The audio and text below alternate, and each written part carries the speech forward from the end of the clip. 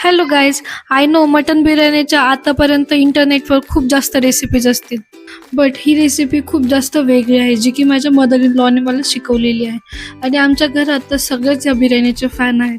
तर तुम्ही नक्की शेवटपर्यंत बघा. मी इथे मटन छान धुवून घेतलेलं आहे, त्याच्यामध्ये जिंजर गार्लिक पेस्ट आणि मीठ टाकलेलं आहे.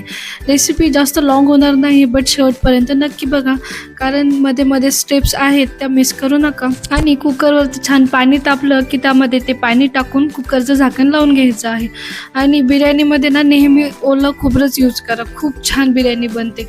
इथे माझं मसाल्याचं वाटणही छान परतलेलं आहे आणि कांदा पण छान फ्राय झालेला आहे.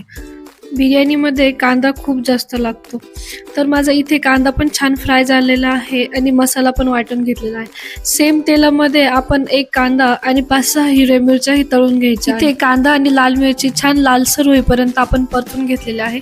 सेम तेलामध्ये लाल मिरची, घरचा मसाला, हळद आणि एव्हरेस्टचा शाही बिर्याणी मसाला टाकायचा आहे. आणि जो मिश्रण आपण वाटणामध्ये वाटून घेतला आहे ते टाकून छान तेल सुटेपर्यंत परतून घ्यायचं आहे.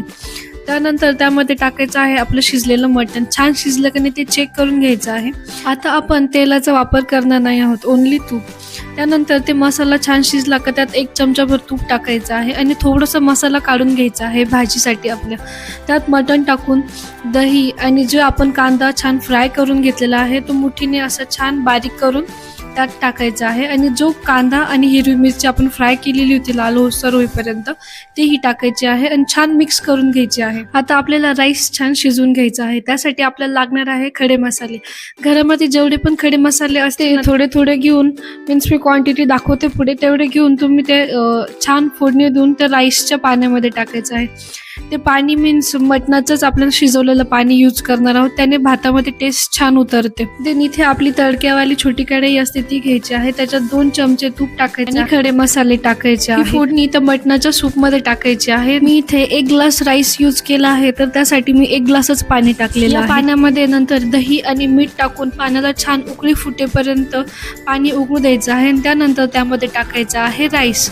माझं इथे राईस व्हिडिओ टाकायचा स्किप झालेला आहे. इथे माझा भात पण छान शिजला आणि भाजी पण झाली आहे, तर दमला लावू आपण. तर मी इथे सेम कुकर मध्ये भाजी टाकली आणि त्यावर टाकलेला आहे हा मोकळा छान शिजलेला rice. And last my most favourite part, decorating.